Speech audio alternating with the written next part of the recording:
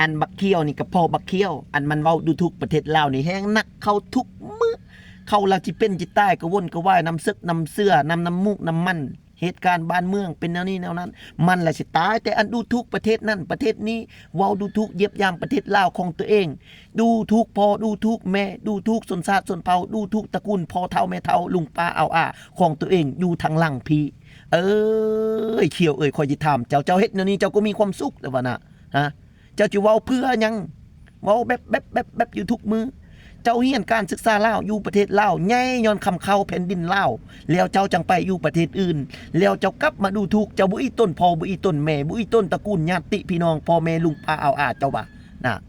เจ้าคิดแต่จังได๋กินข้าวพาหัวใจกินข้าวพาสมองห้วนคิดแต่แม่เนาะคอยสิบอกให้เจ้าเน้อเขียวเน้อคอยสิบอกให้เจ้าคันเจ้าเก่งเจ้ามีความสามารถเจ้ามีความฉลาดเจ้าเรียนจบเรียนสูงเจ้ามีความคิดประดิษฐ์สร้างหัวเจ้ามีความคิดปัญญามีความฉลาดมีความว่องไวมีทฤษฎีการเมืองมีหมดทุกอย่างอยู่ในสมองเจ้าน่ะเนาะเจ้าไปช่วยบอนใดที่มันตกทุกข์ได้ยากลำบากขาดเคินเส้นทางใดที่มันกันดานแล้วเส้นทางใดที่ว่ามันยังมีภารกิจยุ่งยากนักหน่วงเนาะให้เจ้าไปแก้ไขปัญหาบ่ว่าแต่เส้นทางหรือว่าจะเป็นการชีวิตการกินอยู่ของแก่ประชาชนบ้านเมืองหรือว่าครอบครัวใดตกทุกข์ได้ยากลำบากขาดเคินบ่พอกินบ่พออยู่เงินขาดตาดเปอยู่เขตนอกเขตหน้าเอาเงินเอาคำไปช่วยเขาหันสิได้บุญค่อยว่าหลายคนจะกดไลค์กดแชร์สังคมจะได้ยินยมยินดีมีซอบสังคมจะได้รับรู้สังคมจะได้สาธุโมทนานำเจ้าจะได้บุญละยังใครแต่เจ้าจิมาเว้าแบ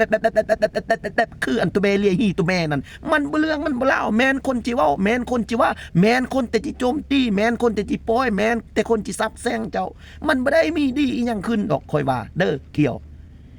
คันเจ้ามีความคิดปัญญานะคันเจ้าเก่งเจ้ารักเจ้าฉลาดเจ้ามีความสามารถนะเส้นทางใดเพ่เจ้าไปแป้งเนาะคันเจ้ามีเงินเจ้ามีความฉลาดเจ้ามีความสามารถ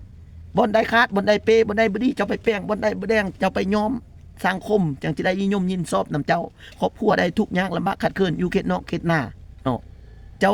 ไปซอยเอาเงินเอาคำเสื้อผ้านุ่งห่มไปซอยเขาเฮ็ดแนวเขาอันเบาวินหั่นเนาะ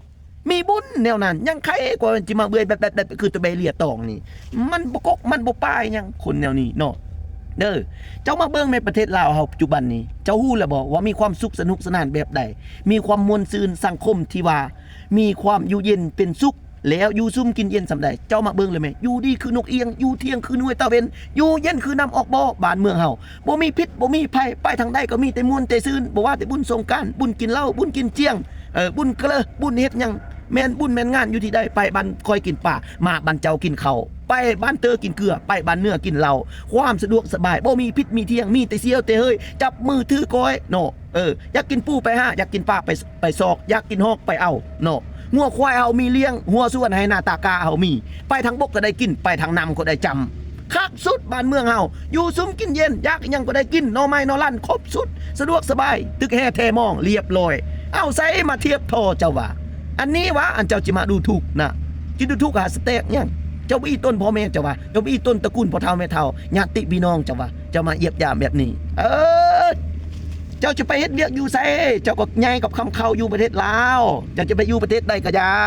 แต่ว่าเจ้าก็ใหญ่อยู่นี่การศึกษาเจ้าก็ก่อนเจ้าจะไปพุ่นเจ้าก็